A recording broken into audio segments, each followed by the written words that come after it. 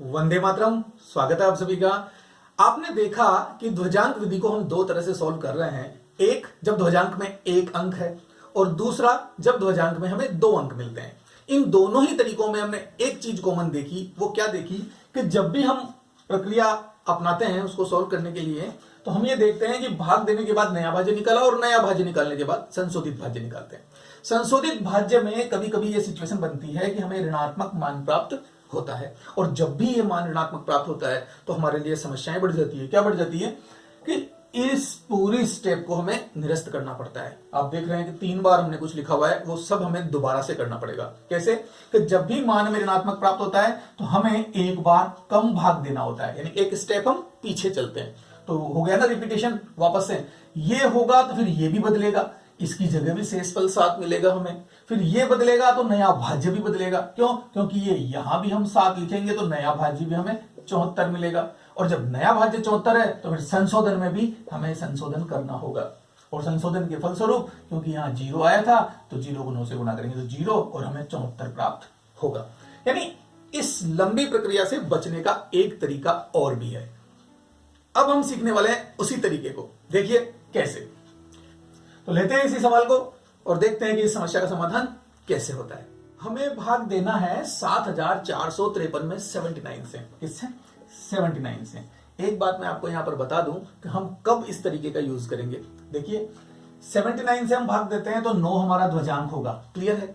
जब भी हमारा ध्वजांक 5 या 5 से बड़ा होता है तो इस बात की संभावना बढ़ जाती है कि हमें एक स्टेप बैक आना पड़ सकता है, यानी कि संशोधित भाज्य ऋणात्मक आएगा और हमें एक स्टेप बैक आना पड़ेगा। तो इस समस्या का समाधान हम करना सीख रहे हैं, तो इस बात का सबसे पहले ध्यान रखना पड़ेगा कि जब भी ध्वजांक का अंक बड़ा हो तो हम इस तरीके को यूज करेंगे। ध्वजांक का अंक छोटा है तो कोई समस्या ही नहीं आएगी, तो हमारा जो बेसिक फंडा है वही यूज करेंगे, बेसिक तरीके को यूज करेंगे। लेकिन जब भी आपको ध्वजांक का अंक बड़ा प्राप्त हो, बड़ा कितना, जैसे मान लीजिए 7 आ जाए, 8 आ जाए, 9 आ जाए, तो ये संभावना ज्यादा बढ़ जाती है कि हमें एक स्टेप बैक आना पड़ता है। तो उससे बचने के लिए हमें क्या करना होगा, जब भी हमें ध्वजांक का अंक बड़ा प्राप्त हो तो हमें हमारे भाजक को विनकुलम में चेंज करना होगा, यानी इसको विनकुलम संख्या में बदल लेना होगा। विनकुलम संख्या में कैसे बदलते हैं इसका वीडियो हम पहले बना चुके हैं, लिंक डिस्क्रिप्शन में मिल जाएगा, तो वहां से आप देख सकते हैं। वैसे मैं आपको यहां समझा देता हूं कि कैसे चेंज करेंगे। देखिए जब भी आप किसी संख्या को विनकुलम संख्या में बदलेंगे तो उसका जो अंतिम अंक है, यानी कि इकाई का जो अंक है, उस अंक को हमेशा 10 में से माइनस कीजिए। तो इसको हम 10 में से माइनस करेंगे तो हमें मिलेगा 1, और उस पर विनकुलम का चिन्ह लगा दीजिए। क्लियर? अब जो अगला अंक है उसे हम 9 में से माइनस करते हैं, लेकिन यदि ये अगला अंक अंतिम अंक है, क्योंकि इसके आगे कोई अंक नहीं है, तो हम क्या करेंगे, उस पर एकाधिक चिन्ह लगा देंगे इस प्रकार से। ठीक है? तो हमारा काम खत्म हुआ, ये संख्या विनकुलम संख्या में बदल गई, और फाइनली ये संख्या में क्या मिली, एकाधिक का मतलब हो गया 8, और ये हो गया आपका एक विनकुलम, यानी ये हमें विनकुलम में चेंज करने पर संख्या प्राप्त हुई। अब क्या करेंगे, हम इसका भाग देंगे, यानी हमने भाजक को विनकुलम संख्या में बदल लिया। बस इतना सा करना है आपको, और फिर तो प्रक्रिया बहुत इजी हो जाएगी। कैसे? देखिए, इसे तो कर देता हूं इरेज, और यहां लिखते हैं हम हमारे मुख्यांक को, और यहां लिखते हैं हमारे ध्वजांक को। क्लियर? प्रक्रिया हम वही अपनाएंगे, भाग उसी प्रकार से देंगे। कैसे? सबसे पहले इस 7 में भाग देंगे मुख्यांक का 8 का, तो 8 का भाग 7 में जाएगा नहीं, तो हम 74 को डिवाइड करेंगे 8 से। कितनी बार जाएगा? 8 नाम 72, 9 बार जा रहा है, तो 9 को लिख देंगे यहां। शेष क्या प्राप्त हो रहा है, आपने देखा 8 नाम 72, और 74 72 से 2 ज्यादा है, तो वो हमारा शेषफल हो गया। शेषफल को हम यहां लिखते हैं, और यहां भी लिख देता हूं आपके देखने के लिए। ठीक है? अब हम क्या देख रहे हैं कि नया भाज्य हमें 25 प्राप्त हो रहा है। इस नए भाज्य को हम करेंगे संशोधित। तो संशोधित करने के लिए क्या करते हैं, हमेशा माइनस करते हैं। तो ठीक है, माइनस कीजिए। और किसको माइनस करते हैं? भागफल को ध्वजांक से गुणा करके। तो 9 एकम 9, लेकिन ये 9 माइनस के 1 से, क्योंकि विनकुलम का मतलब आप जानते हैं -1, तो माइनस के 1 से जब गुणा होगा तो प्लस माइनस माइनस, यानी जब भी हम हमारे भाजक को विनकुलम में बदलेंगे तो यहां हमें ऋणात्मक संख्या प्राप्त होगी, और ऋणात्मक संख्या को हमें, ये लीजिए मैंने लिखा -9, इसे ऐसे भी लिख सकते हैं और ऐसे भी लिख सकते हैं।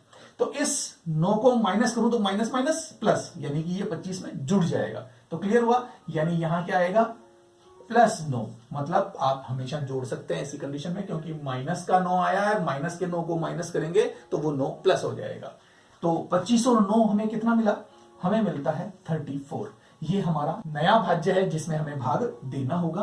तो ये लीजिए 34 को हम फिर डिवाइड करेंगे किससे, इसी 8 से, और 8 चौक 32, 4 बार, तो इस 4 को लिखेंगे यहां, और शेष क्या प्राप्त हुआ, शेष हमें प्राप्त हो रहा है 8 चौक 32, 2 ज्यादा है तो वो 2 शेषफल आ गया।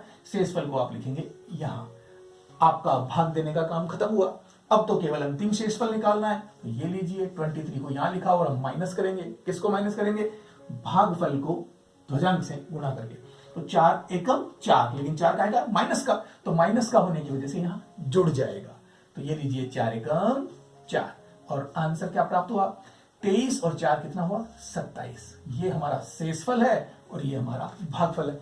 हो गया ना बहुत आसानी से, बिल्कुल इतनी ही आसानी से होगा। अब हम एक एग्जांपल लेते हैं जिसमें ध्वजांक में अगर 2 अंक हो तो उसे कैसे सॉल्व करेंगे।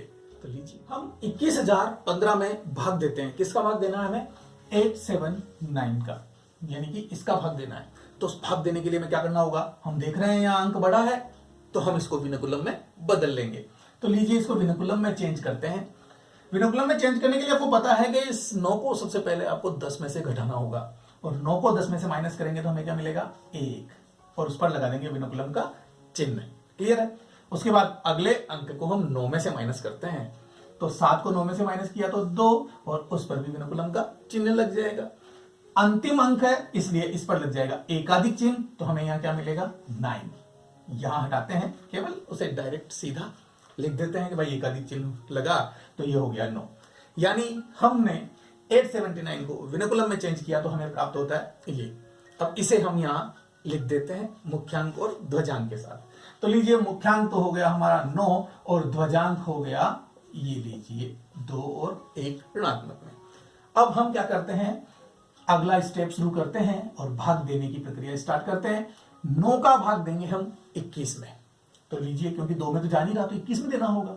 21 में हम भाग देते हैं 9 का, और भाग कितनी बार जाएगा, 2 बार। 9 दूनी 18, तो 2 बार गया तो हमारा शेषफल क्या बचा, शेषफल बच रहा है 9 दूनी 18, तो 21 18 से 3 ज्यादा है, तो ये शेषफल हमारा। शेषफल को कहां लिखेंगे, यहां। भागफल को कहां लिखेंगे, यहां। क्लियर है, ये बात आप जानते हैं। अब हम क्या करेंगे, संशोधन करेंगे। किसका, नए भाज्य का। नया भाज्य है हमारा 30, इसको संशोधित करने के लिए हम करते हैं माइनस और करते हैं गुना 2 को इस 2 से। 2 अंकों से ध्वजांक विधि आपने सीखी है कि किस प्रकार से किस अंक को गुणा करना आप जानते हैं। पहले अंक को पहले अंक से गुणा करते हैं हम फर्स्ट स्टेप में। तो 2 दूनी 4, और ये 4 कैसा प्राप्त होगा, प्लस माइनस माइनस, यानी कि माइनस का 4 हमें प्राप्त होगा। तो माइनस माइनस गुणा होने पर क्या हो जाएगा, प्लस, इसलिए हमें क्या मिल रहा है, 30 + 4 यानी कि 34। अब हम 34 में भाग देंगे 9 का। सिंपल है ना, कोई विशेष बात नहीं है। जब भी यहां माइनस करते थे तो अब हम क्या करेंगे, प्लस करेंगे। तो 34 में हम भाग देते हैं 9 का, और 9 का भाग कितनी बार जाएगा, 9 तिया 27, क्योंकि 9 चौक 36 तो ज्यादा हो गया। तो 9 तिया 27, और शेष कितना प्राप्त हुआ, 27 से 34 कितना ज्यादा है, 4 और 3 7, तो ये लीजिए 7 हमारा शेषफल है। तो 7 को तो लिख देंगे यहां पर, भागफल को लिख देंगे यहां पर, और अब ये 715 प्राप्त हुआ। तो 715 का हमें संशोधन करके अंतिम शेषफल निकाल लाऊंगा। कैसे निकालेंगे, ये लीजिए 715, और इसमें से हम माइनस करेंगे। किसको माइनस करेंगे, 23 और ये विनुकुलम 2 विनुकुलम 1 का गुणनफल। तो ये लिखा विनुकुलम 2 विनुकुलम 1, इसको गुणा करते हैं हम 23 से। तो गुणनफल के रूप में हमें क्या प्राप्त होता है, 3 दूनी 6 माइनस का, और हम जोड़ते हैं 2 एकम 2 माइनस का। इसको जब सॉल्व करेंगे तो हमें मिलेगा 8 माइनस का। कंफ्यूजन कैसे, मैं बताता हूं। ये है माइनस का 6 प्लस ये है माइनस का 2।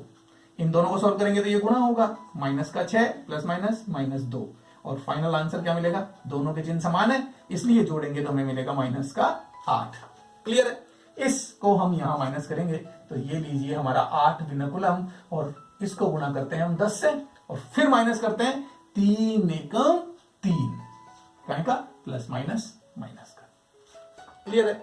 आपने अभी पिछले एग्जांपल में भी देखा और अभी भी देख रहे हैं कि ये माइनस इस माइनस से गुणा होगा तो यहाँ प्लस हो जाएगा, यानी अगर इस विनकुलम को यहाँ हटाता हूं तो यहाँ प्लस होगा, इसे यहाँ हटाता हूं यानी सॉल्व करने पर हमें क्या प्राप्त होगा, जोड़ने पर जो मान प्राप्त होगा वही प्राप्त होगा। तो अब आप इसे जोड़ दीजिए, देखिए जोड़ने पर आपको क्या मिलता है। ये तो 715 है, 8 दाई 80, ये 80 है और ये 3 है। अब सबको जोड़िए, आप क्या प्राप्त हो रहा है, 7 9 8, यानी 5 और 3 8, 8 और 1 9 और ये 7 का 7, तो 798 हमें प्राप्त हो रहा है 798। ये है हमारा शेषफल। तो ये हमारा भागफल और ये हमारा शेषफल। आपने देखा कि कितनी आसानी से हमने बिना कोई कदम पीछे हटाए, हमें पीछे हटाना पड़ता था, लेकिन अगर विनकुलम से हमने चेंज कर लिया तो बिना कोई कदम पीछे हटाए हम ध्वजांक विधि की इन बड़ी बड़ी समस्याओं का समाधान कर सकते हैं। तो आपके समझ में आ गया होगा। इस तरह से हमारी ध्वजांक विधि कंप्लीट होती है। हमारी भाग की तीनों विधियां हमने सीख ली है। उम्मीद करता हूं आपको बहुत अच्छे से समझ में आ गई होगी। अगर आपके समझ में आ गई है तो कमेंट करके जरूर बताइएगा कि क्या अनुभव कर रहे हैं आप। कुछ कमी है तो कमी बताइए और अच्छा है तो अच्छा बताइए, जैसी आपकी इच्छा।